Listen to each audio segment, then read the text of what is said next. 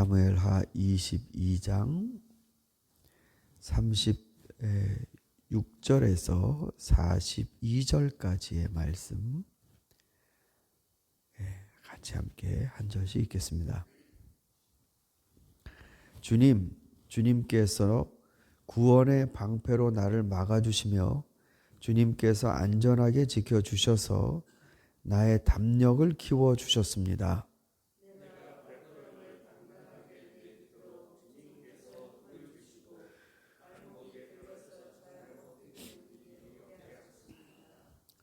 나는 원수들을 뒤쫓아가서 다 죽였으며 그들을 전멸시키기까지 돌아서지 않았습니다.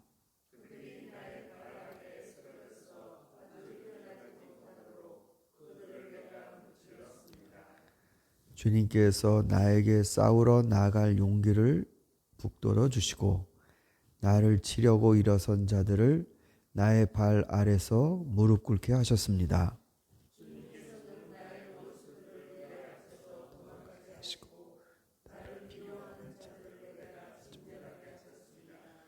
그들이 아무리 둘러보아도 그들을 구해줄 사람이 하나도 없고 주님께 부르주셨지만 끝내 응답하지 않으셨습니다. 아멘. 이 다윗의 승전가 가운데 어제는 다윗이 하나님 앞에 기도하는 데 있어서 다윗의 상상력, 즉 자기의 상황을 중심에 놓고 제가 이마만큼밖에 지금 현재 여력이 없고 능력이 없으니 주님 이것을 참고하셔서 이 내 앞길에 이 형편에 맞게끔 인도해 주십시오. 이런 상상력이 아닙니다. 다윗의 기도는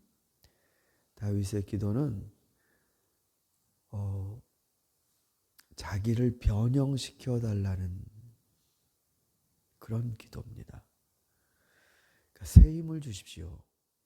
해본 적이 없지만 주님 할 수 있게 바꿔주십시오. 이런 기도를 하는 사람입니다. 그러면서 그 기도에 이어서 오늘 우리가 읽은 이 대목은 지나간 일들 가운데 하나님이 하셨다라고 인정하는 부분입니다. 자, 내가 전쟁터에 나갔습니다. 그러나 전쟁터에 나갈 용기, 그건 하나님이 주신 것이다. 내가 원수를 뒤쫓아갔습니다. 그건 하나님이 나에게 그와 같이 함께 하셨기 때문이다. 싸우러 나갈 용기 주시고 적을 내 앞에서 무릎 꿇게 하시고 그리고 내가 그들을 진멸하게끔 하신 분이 하나님이시다. 여러분, 이 말씀이 저에게는 돌이켜 지나간 일들을 봤을 때 물론 우리가 하나님이 하셨습니다 이렇게 고백도 하고 그러지만 이게 승리를 거두고 난 다음에 내가 했던 일이 아니라 하나님이 하셨다라는 걸 되돌아본다는 건 여러분 쉬운 일이 아닙니다. 말로는 쉬울지 모르지만 그 전공을 하나님께로 돌릴 수 있는 그건 쉽지가 않습니다. 그러니까 예를 들면요, 다윗이 자기 부하들과 함께 용병 생활을 했었습니다. 쉽지 않죠. 목숨을 걸고 남 대신해서 전쟁을 싸워주고 거기에서 얻은 수익으로 살아가는 겁니다. 이게 이스라엘의 쫓김을 받는 신세이다 보니까 그게 다윗과 다윗 부하들이 먹고 살 수 있는 길이었어요. 용병을 나가서 전쟁을 하고 돌아왔는데 가족들이며 다 끌려간 겁니다. 그러니까 오히려 자기 집이 도둑맞은 겁니다. 그때 다윗의 부하들이 다윗을 죽이려 했더라. 사무엘상 마지막에 나오죠. 근데 그때 다윗이 하나님께 여쭤보죠. 주님, 찾을 수 있겠습니까? 쫓아가서 다시 빼앗아 올 수 있겠습니까? 올라가라. 그래서 다윗이 그 힘든 몸을 이끌고 그 눈물과 원망에 가득 찬 병사들을 이끌고 다시 그 아말렉을 쫓아서 또 갑니다. 가다 보니까 부올시내가라는 게 나오는데 더 이상은 못 가겠다고 거기에 주저앉은 사람이 있고 가족을 찾겠다고 부올시내까지 건너간 사람이 있었습니다. 그 소수의 건너간 사람을 데리고 싸워서 정말 모든 가족들을 다 찾았고 전리품도 빼앗아서 돌아올 수 있었습니다. 근데 여기서부터 자, 이거 하나님이 하셨습니다. 말은 쉬워요.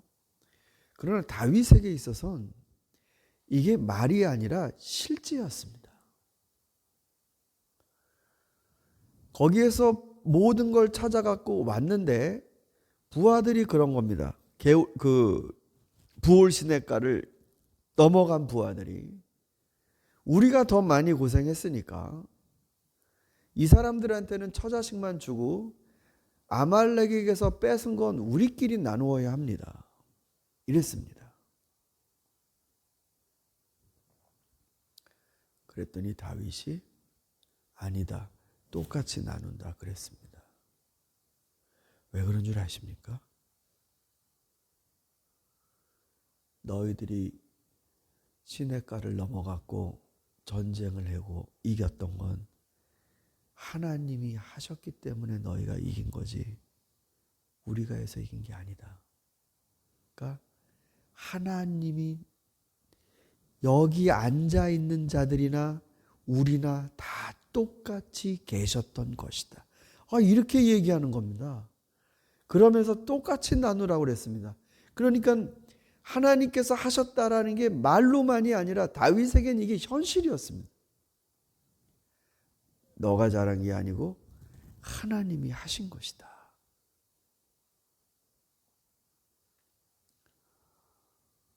지금 우리가 읽은 이 시편의 이 대목은 바로 그 단면입니다. 내가 나가서 싸워갖고 골리앗 잡은 게 아니라 나를 담대하게 하셨던 분은 하나님이시다. 내가 쫓아갈 수 있었던 건 하나님이 그렇게 하신 일이다. 여러분 사실 안 그렇습니까? 내가 다 했는데 마지막을 그냥 하나님의 이름으로 그냥 슬쩍 넘겨드리는 게 아니라 장사를 할 때 이렇게 하고 하면 손님이 많이 오겠지. 별의별 많은 생각을 하고 노력을 하고 개발을 하지 않습니까? 근데 여러분 그렇게 우리가 좋은 것 만들었다고 그렇게 해서 오는 손님이 과연 얼마나 있었습니까? 어디에서 소문을 들었는지 어떻게 왔는지 찾아와 준 손님이 내 계획대로 다 돼서 온 손님이었습니까?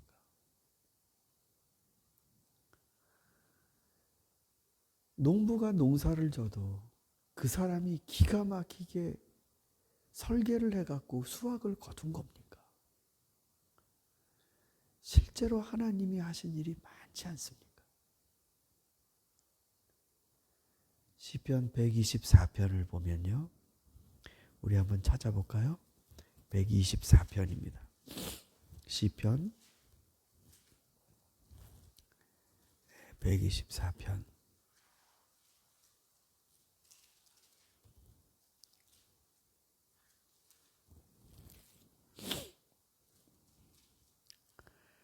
한 절씩 읽어보겠습니다. 이스라엘아, 대답해 보아라. 주님께서 우리 편이 아니셨다면 우리가 어떠하였겠느냐?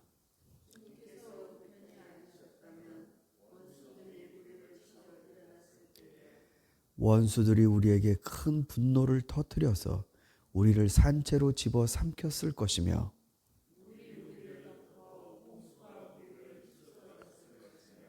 넘치는 물결이 우리의 영혼을 삼키고 말았을 것이다.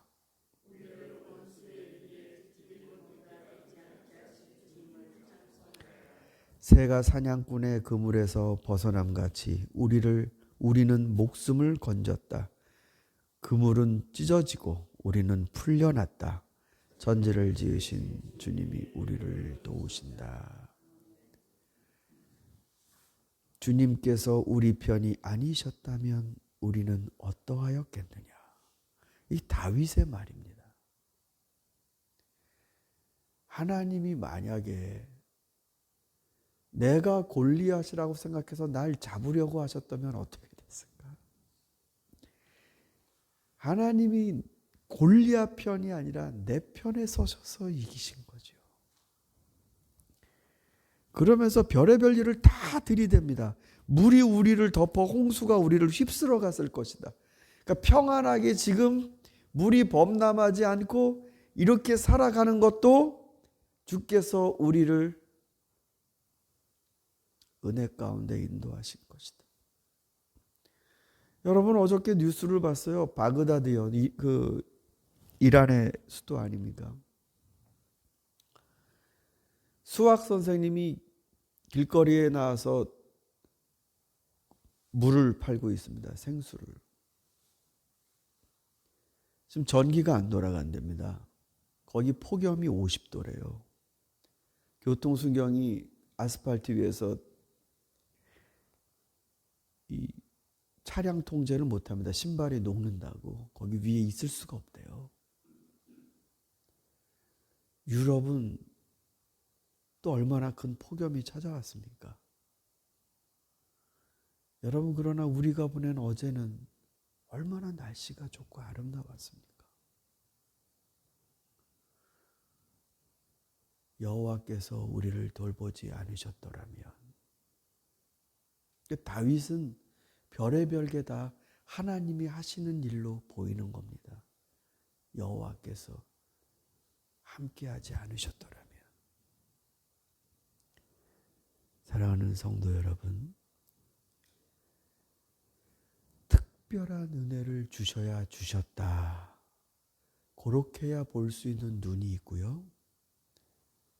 지금 내가 살아가는 이게 특별하다고 보는 눈이 있습니다. 하나님이 우리와 함께 하셔서 우리 눈을 열어주셔서